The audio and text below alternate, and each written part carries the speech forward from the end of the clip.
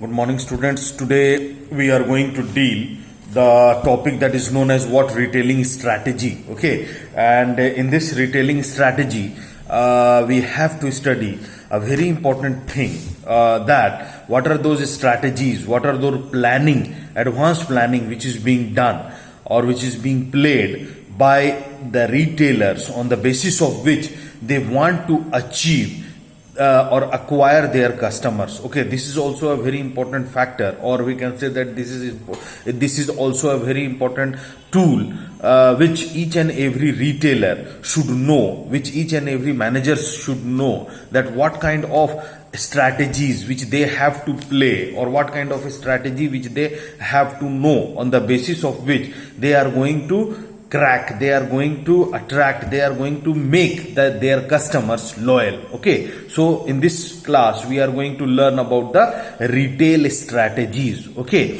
in this retail strategies there are various strategies. The very first strategy, that is known as retail positioning strategy. Okay, the very first strategy is what? Retail positioning strategy. This, if we talk about the retail positioning strategy, then positioning is what? First of all, we know the term positioning. Positioning is what? It is a technique, it is a methodology with the help of which we are going to put in the mind of customers about our products, about our services, about our brands, so that the customers would only think about our brand. If the customer is need, for example, say if the customer is need in a pen, okay, if the customer is in a requirement of a pen, then at any moment, whenever the customers think that I have to purchase a pen, then at that moment only, in the mind of the customers, it comes that they have to purchase the pen of Link Limited or Camlin Limited. This is what? This is a kind of positioning. It means that the company has made a position somewhere in the mind of customers, where whenever the customer is in need of such particular product or services, they thinks only about their brands. That is known as what? Retail. That is known as what? Positioning. Okay, so this involves choice of target market and differential advantage. Exactly, both in this both things are being required. That is the choice of target market, that where we are going to sell the products, who is our target market, and differential advantage, where is our differential advantages. Okay, targeting allows retailers to tailor the marketing mix, which includes product assortment, service levels, store locations, prices and promotions to the needs of their chosen customer segments. Okay, differentiation provides a reason to the customer to shop at one store rather than at another.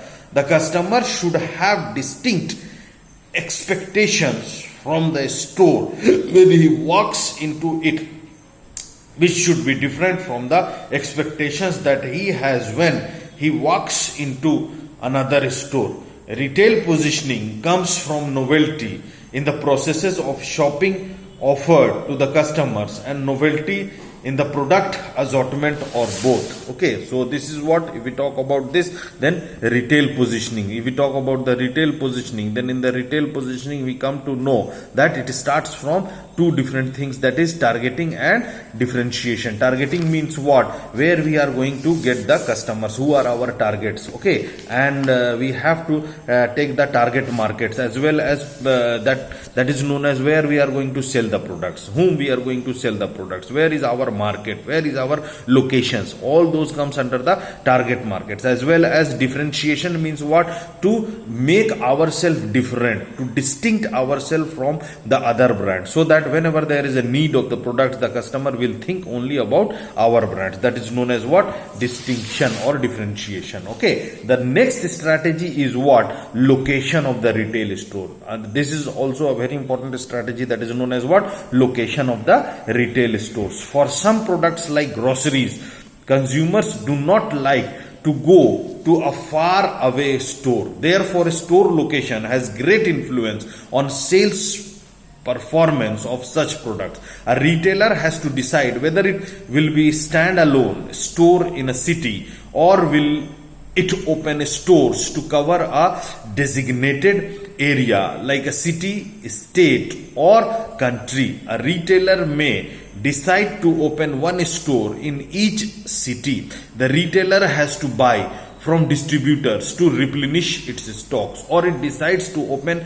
as many stores as a city can sustain, okay, and moves to another city and again opens as many stores as that city can sustain. Therefore, it covers cities one by one. Instead of opening one store in each city, it opens distribution centers in each city. The distribution center receives supplies for all the stores in the city in a single truck from each supplier. Smaller lots of each of these supplies are loaded on trucks bound for each store. The retailer buys from the manufacturer directly and does not have to buy from distributors. A retailer's choice of a city depends upon factors like its congruence with its chosen target markets, the level of disposable income, the availability of suitable sites, and level of competition.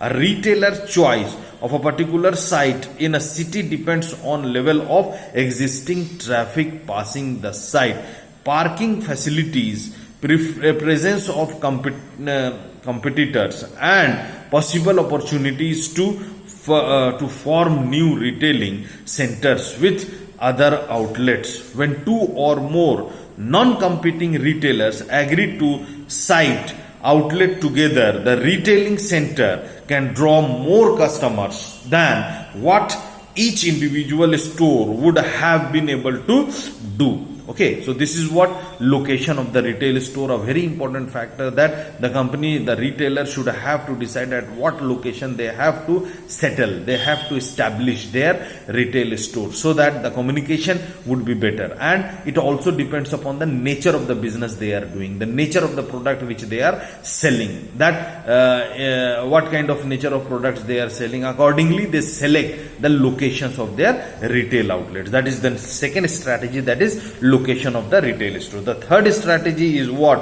Product assortment and service strategy. Okay, this is also a very important strategy. In this, a retailer has to decide on the breadth of its product assortment and also its depth. A retailer may have a broad product assortment, but within each product line it can stock a shallow product range, or it can have a narrow product assortment. But within each product line it can stock a deep product range. Therefore, a retailer's choice of product assortment ranges from stocking one deep product line to stocking a broad range of products including toys, cosmetics, jewelries, clothes, electrical goods and household accessories. A retailer begins with one or limited product lines and gradually broadens product assortments to be able to sell more products to consumers who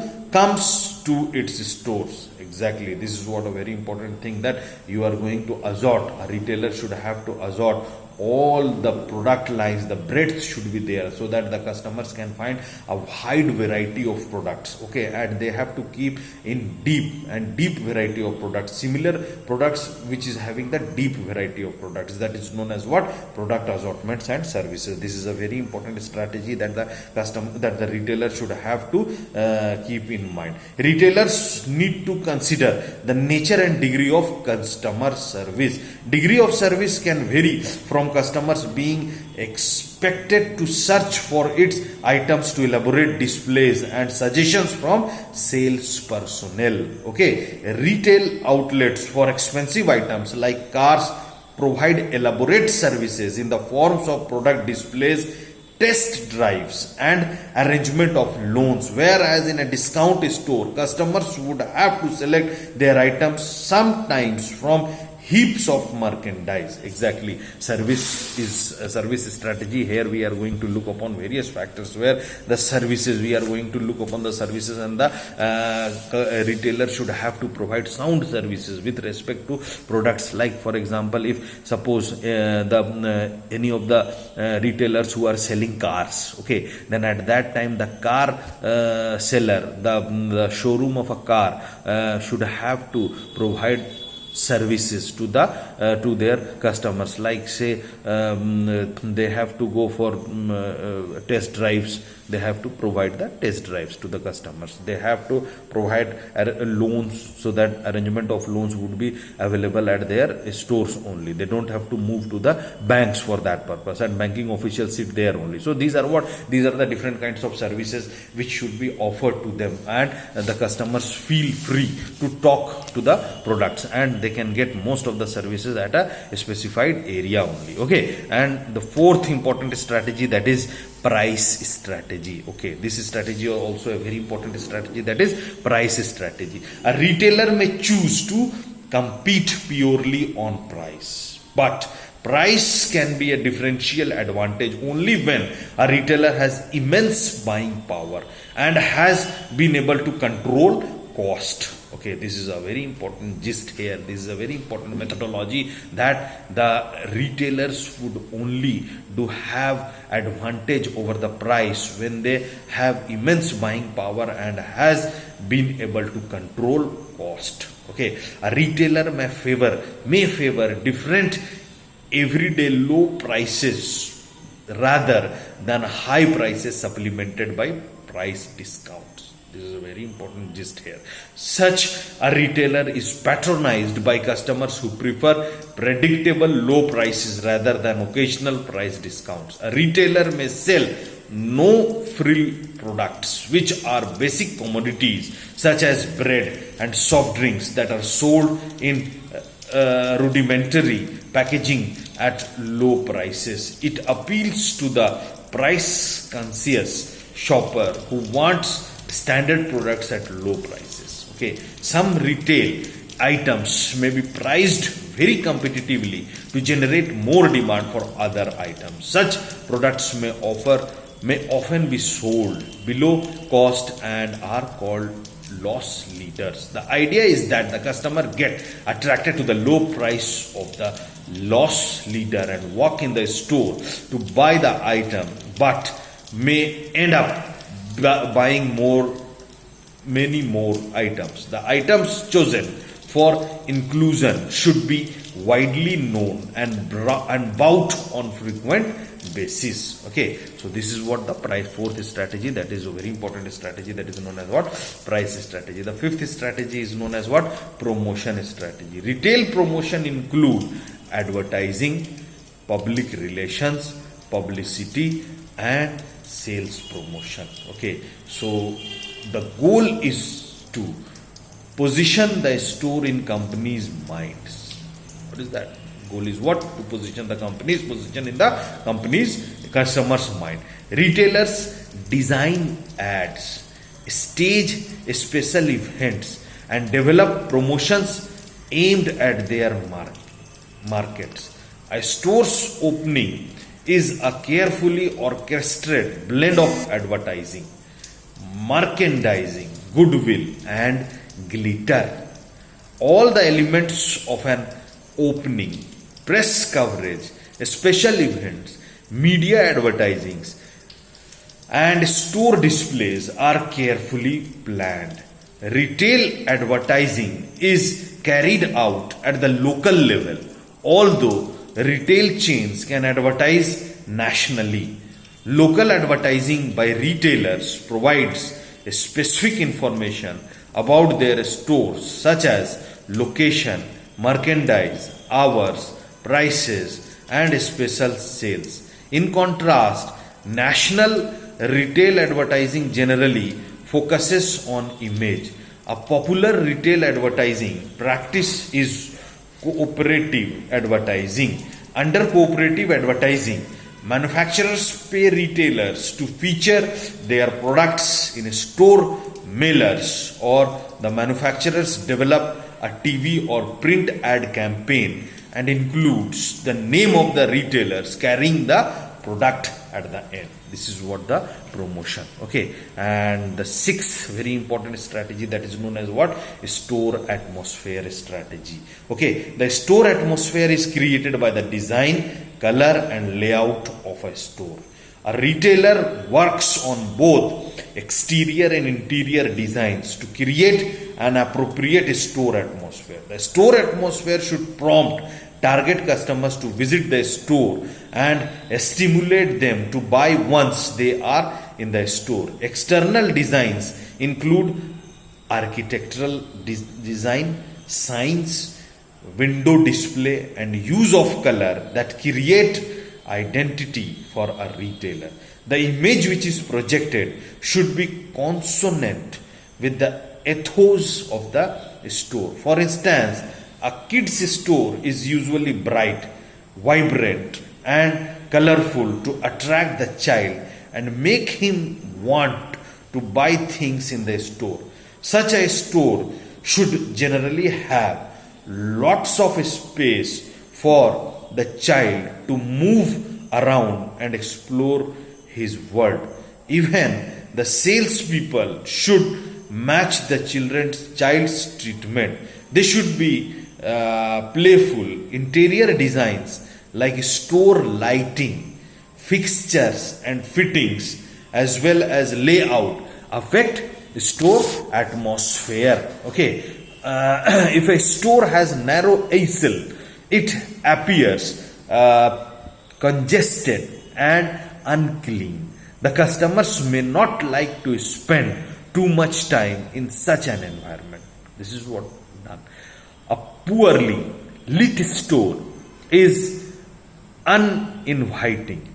Color, sound and smell affect mood of customers, and customers stay longer in stores which are colorful, plays good music and smells good. People attribute different meanings to different colors, and a retailer uses colors to create the desired atmosphere in the store.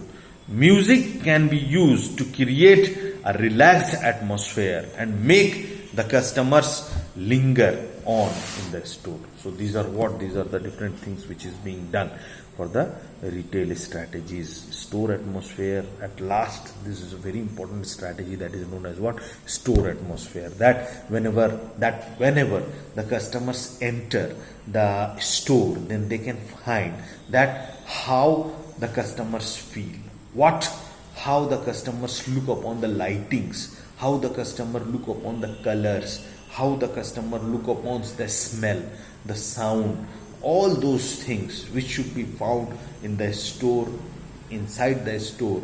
That is known as what? Store atmosphere. And it should be very much necessary for any of the retailers to generate a kind of sound store atmosphere to their customers. So students, these are the different types of strategies which each and every retail outlet should have to show accordingly, and they have to come up in the market so that they can attract their customers, they can make their customers loyal. Okay, thank you to all of you.